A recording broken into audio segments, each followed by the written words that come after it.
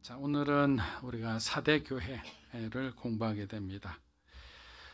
이 사대를 한마디로 표현하면 찬란했던 과거를 지나 타락한 현재를 살고 있는 명목상 살아있을 뿐 영적으로는 완전히 죽은 도시와 같다라고 표현할 수 있습니다. 사대교회는 경제적으로도 풍족했고 박해도 거의 없는 아주 좋은 환경 속에서 신앙생활을 해왔습니다. 그런데 가장 큰 문제는 뭐냐? 감사가 없다는 거예요. 제가 예전에 성령 충만의 증거로 3가지를 말씀드린 적이 있어요. 기쁨과 평안과 감사였습니다. 우리의 삶에 기쁨이 있는지, 우리의 삶에 감사가 있는지, 우리의 삶에 성령이 주시는 평안이 있는지, 그러면 나는 성령 충만한 삶을 살고 있는 거예요. 근데 중요한 것은 작은 일에도 우리가 감사할 수 있는 마음이 있어야 되는데 내 마음이 감사하지 않는 거예요. 내 기준이 너무 높아요. 내 기대치가 너무 높아요. 그러면 감사할 수가 없습니다. 바울이 뭐라고 얘기했죠? 바울이 말하는 것은 자족하는 믿음입니다. 풍부에 처할 때도 있고 빈곤에 처할 때도 있지만 하나님께서는 우리의 풍부 속에도 함께 하시고 우리의 빈곤함 가운데도 함께 하신다는 것을 그가 알기에 그는 기뻐하고 감사할 수 있었던 거예요. 하나님 우리가 잘 될 때만 우리 가까이서 우리를 응원하시는 것이 아니라 우리가 힘들어하고 우리가 쓰러지고 우리가 낙심할 때도 하나님은 그곳 가운데 우리와 함께하고 계신다는 사실이에요. 그렇기 때문에 아무리 좋은 환경에 있더라도 감사가 없으면 그것은 헛된 신앙에 불과하다. 사대교회는 지리적으로 여러 내륙 도로가 만나는 교차점에 위치하여 페르시아 고레스 대왕에게 정복당하기 전까지 아주 오랫동안 번영을 누렸고 또 지형적으로는 높은 암벽으로 둘러싸여 있었기 때문에 적으로부터도 그 수백 년 동안 단 2번밖에 점령당한 적이 없는 아주 안전한 도시였습니다. 그러나 오히려 이런 좋은 환경이 안일함과 나태함이 되어 주님 앞에서 낙제점을 받은 거예요. 사대교회와 라오디게아 교회는 7교회 중에서 주님으로부터 칭찬을 받지 못한 유일한 2교회였습니다. 이는 예수님의 성품을 고려할 때 처음에는 우리가 쉽게 이해하기 어려울 수도 있습니다. 왜냐하면 예수님은 언제나 인간의 장점을 찾아내시고 그것을 격려하시는 거예요. 80%가 잘못하더라도 20%를 잘하면 그 20%를 칭찬하시는 분이 예수님인 거예요. 실수와 잘못 속에서도 하나님을 기쁘시게 하는 행위가 있다면 예수님께서는 그것을 중시하고 그것을 칭찬과 상급의 기준으로 삼아주시는 거예요. 히브리서 11장에 보면 아주 믿음의 선진들, 믿음의 영웅들의 이름이 쭉 나열됩니다. 그들은 어떻게 이 명예의 전당에 자신들의 이름을 올릴 수 있었을까요? 물론 이들 중 매우 비범하고 아주 탁월한 신앙의 삶을 살았던 사람들도 있습니다. 그러나 우리와 너무나 비슷한 성정을 가지고 정말 파란만장한 삶을 살았던 사람도 영예롭게 이렇게 기억되는 것은 하나님께서 그들을 의로 여겨주셨기 때문이에요. 하나님이 기존에서 모든 것이 결정된다라는 거예요. 하나님은 그들의 실수와 허물을 알고 계셨음에도 불구하고 그들이 하나님께 바친 작은 믿음조차도 소중히 여기시고 그들의 삶을 통해 드러난 믿음을 아낌없이 칭찬해 주셨습니다. 하나님께는 99성을 거둔 뛰어난 선수도 중요하지만 99패를 당한 후에도 포기하지 않고 하나님을 의지하며 최선을 다해 마침내 1성을 거둔 사람도 똑같이 중요한 거예요. 세상은 99성을 가진 투수만을 중요하게 여기겠지만 하나님 나라에서는 작은 달란트를 가졌으나 최선을 다해 그 일에 매진하여 세상 기준으로는 많이 못 미치는 그 양을 달성했더라도 하나님의 관점에서는 충분히 자기의 일을 다 했다.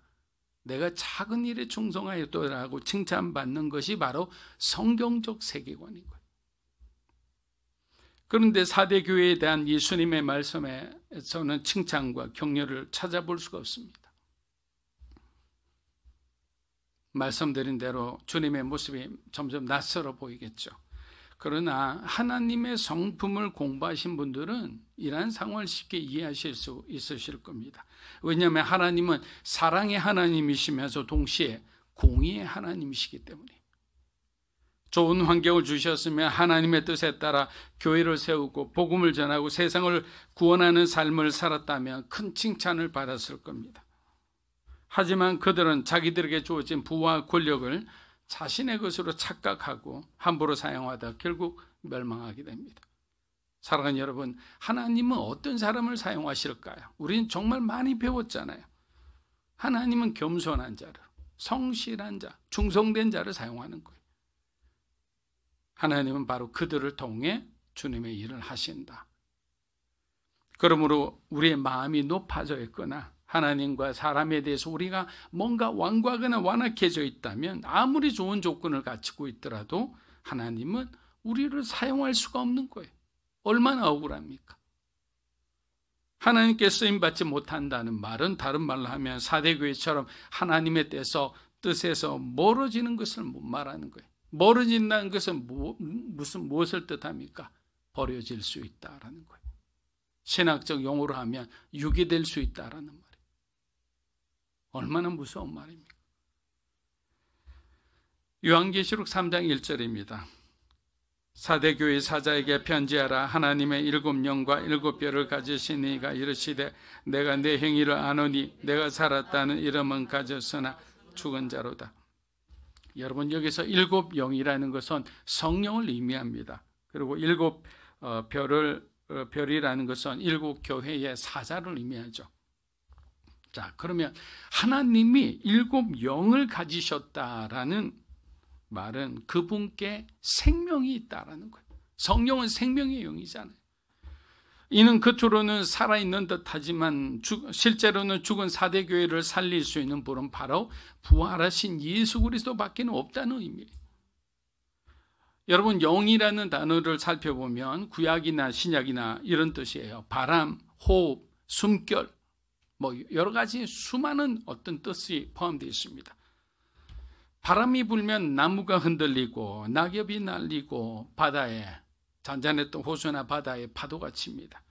하나님의 영은 이 말은 무슨 말이냐? 생명력이 있어 활동적이며 역동적이라는 거예요. 교회가 성령 충만을 위해 기도하는 것은 교회 내에 성령이 바람이 불어와야 사람들이 변하는 거예요. 저와 여러분이 더 하나님의 사람으로 변화되게 되는 거예요.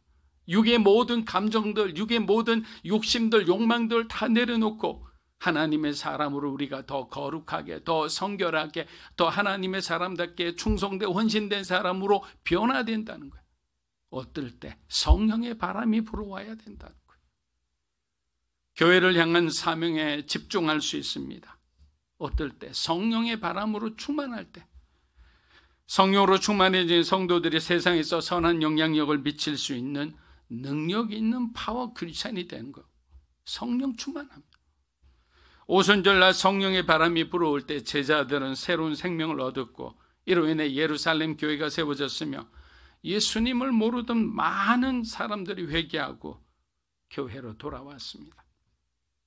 이 모든 능력의 원천이 바로 7영과 7뼈를 가지신 예수 그리스도에게 있음을 믿으시기를 축복합니다. 계시록 3장 1절을 보면 내가 살았다는 이름을 가졌으나 라고 되어 있는데, 살았다는 이름이란 이름은 무슨 뜻이냐면 명성으로 해석하는 게 좋습니다. 내가 살았다는 명성을 가졌으나. 자, 4대 교회는 겉모양이 웅장하고 아주 화려한 교회였습니다. 사람들이 보기에 거룩해 보이는 예배와 활발한 사역으로 유명했어요. 겉은 번지르한 거예요. 할 거 다 한 거예요. 눈에 띄는 교회로서 많은 사람들이 모여들었고 재정적으로도 여유가 있어서 구제활동 이런 것 모두 다 했어요. 이러한 모습들 때문에 주변에 있는 교회들은 4대 교회가 부흥하고 있다고 말한 거예요. 여러분, 웅장한 교회에서 정말 많은 회중이 한 목소리로 정말 아름다운 목소리로 찬양한다고 생각해 보세요. 그 찬양이 그 아름다운 홀에 막 울리기 시작하죠. 이건 누가 들어도 감동 그 자체인 거예요. 그런데 이러한 겉모습이 얼마나 사람을 교묘하게 속일 수 있는지를 우리는 깨달아야 하는 거예요.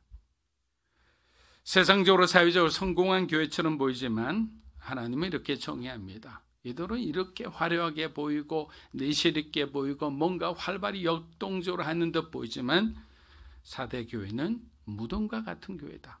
영적으로 죽은 교회다. 사도교회는 하나님이 아닌 사람들의 눈과 귀를 즐겁게 하는 교회였다라는 겁니다. 사도 바울은 사대교회 지도자들과 같은 사람들을 지칭하여 이렇게 표현합니다. 경건의 모양은 있으나 경건의 능력은 부인하는 자다라고 비판합니다.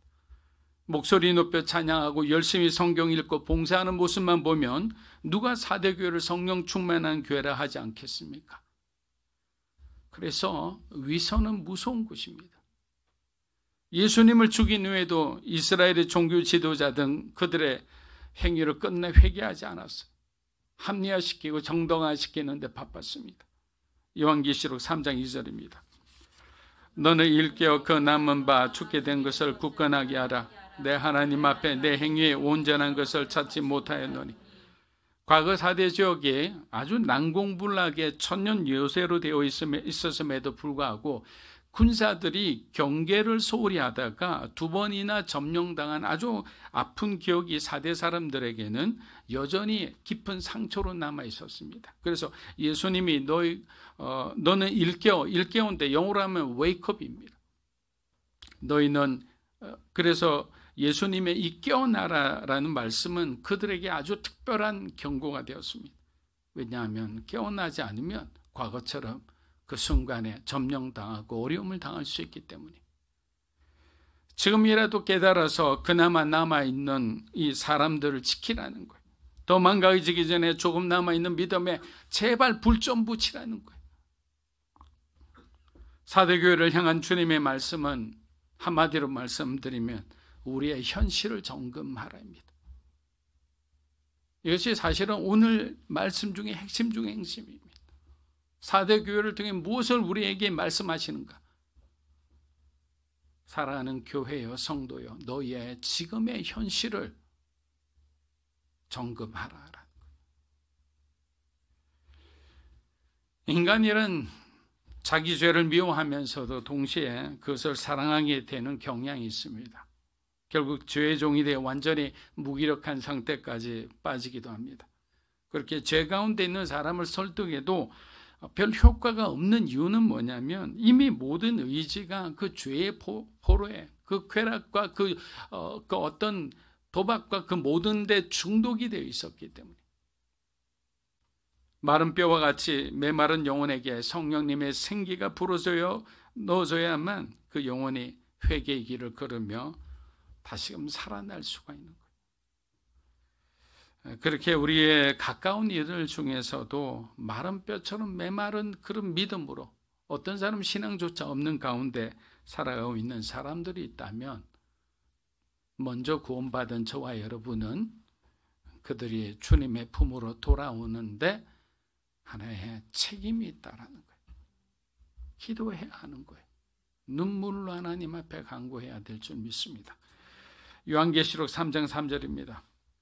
그러므로 내가 어떻게 받았으며 어떻게 들었는지 생각하고 지켜 회개하라.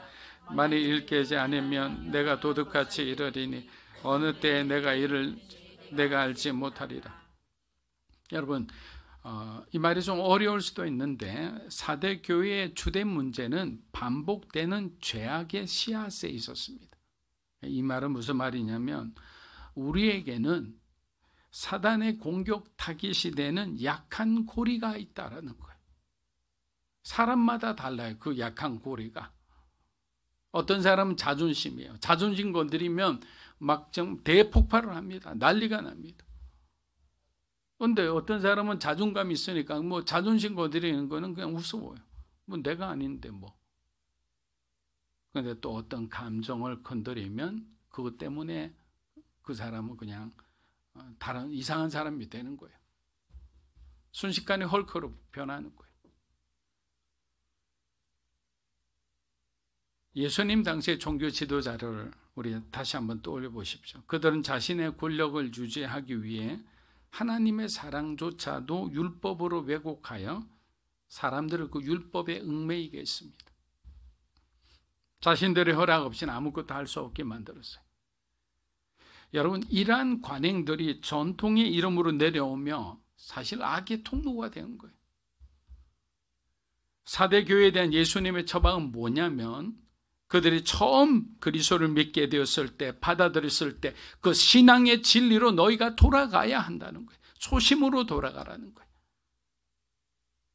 즉 신앙의 기본으로 돌아가 초기에 받았던 가르침에 네가 어떻게 그때 순종하고 어떻게 은혜를 받았는지 그때의 깨달음을 다시 되새기라는 명령이에요. 교회는 변화를 가져온 사도들의 가르침으로 돌아가 그 가르침을 자신의 삶의 기준으로 삼아야 했던 거예요. 그러면 우리 안에 있는 이 반복되는 연약한 이 고리를 어떻게 해결해야 될까요? 여러분 안에 다 있잖아요.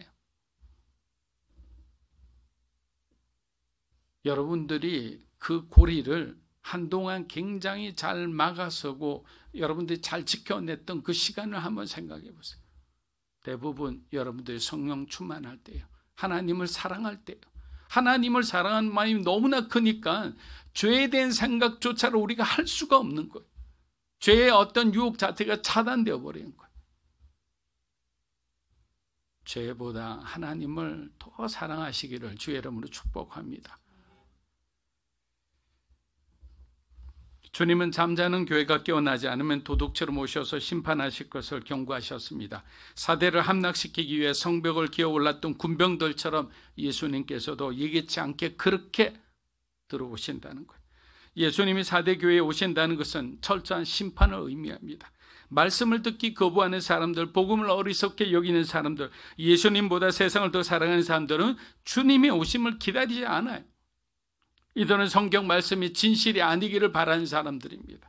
그러나 주님의 말씀을 믿는 이들은 그날을 바라보며 오늘의 아픔과 오늘의 어려움과 고통을 믿음으로 견디며 하루하루 살아내는 거예요. 만약에 그날의 약속이 없다면, 그날의 약속이 진실이 아니라면 우리가 오늘을 이렇게 구별하여 힘겹게 살아가는 의미가 없잖아요. 우리가 여기서 예배드리는 것도 주님이 약속하신 그날의 약속을 우리가 믿기 때문입니다. 요한계시록 3장 우리 4절에서 5절입니다. 그러나 사대에 그 옷을 더럽히지 아니한 나와 함께 다니리니 그들은 합당한 자의 연구라. 이기는 자는 이와 같이 흰 옷을 입을 것이요 내가 그 이름을 생명책에서 결코 지우지 아니하고 그 이름을 내 아버지 앞과 그의 천사들 앞에서 시인하리라. 자, 어디나 그렇듯이 사도교의 모든 성도가 자기 만족과 세상과의 타협으로 책망받은 것은 아닙니다. 여러분 여기서부터 잘 들어주시면 좋을 것 같아요. 그래서 이것은 무엇을 뜻하느냐? 구약에서 나오는 남은 자 사상을 의미하는 거예요. 남은 자 사상. 구약에서 가장 중요한 사상 중에 하나라면 바로 남은 자 사상이에요. 남은 자 사상은 구약 전반에 걸쳐 발전했으며 이스라엘 백성이 겪은 다양한 시련과 심판 가운데서도 소수의 충실한 이들은 남아있다라는 거예요. 이들을 통해 하나님의 약속이 성취될 것을 예언하고 있는 거예요. 바벨론의 포로, 하나님께서 그 바벨론의 포로가 됐겠지만 그 포로가 된 사람을 하나님은 남은 자로 붙들고 계셨다는 거예요. 자, 노아의 홍수 때도 노아의 가족만 남겨두신 거예요. 그래서 새로운 창조 시대를 하나님께서 새롭게 열어가셨잖아요. 홍수 심판에 의해. 이처럼 하나님께서는 모든 사람들이 죄를 지어 멸망하도록 하나님 그대로 방치하지 않고 남은 자, 소수의 충실한 사람들 통해 하나님의 일을 완성해 나가신다라는 거예요. 이게 남은 자 사상의 핵심입니다. 기독교에서 이 사상은 하나님의 구원 계획이 진정한 믿음을 가진 소수를 통해 실현됨을 의미하고 교회는 이러한 소수의 믿음을 통해 보존되고 성장한다라는 거예요. 그래서 우리가 마태복음 7장에 보면 이런 말이 있잖아요. 구원의 길은 좁은 문으로 들어가는 거예요. 이 길은 협착하고 좁아서 사람들이 많이 찾지 않는다고 했습니다.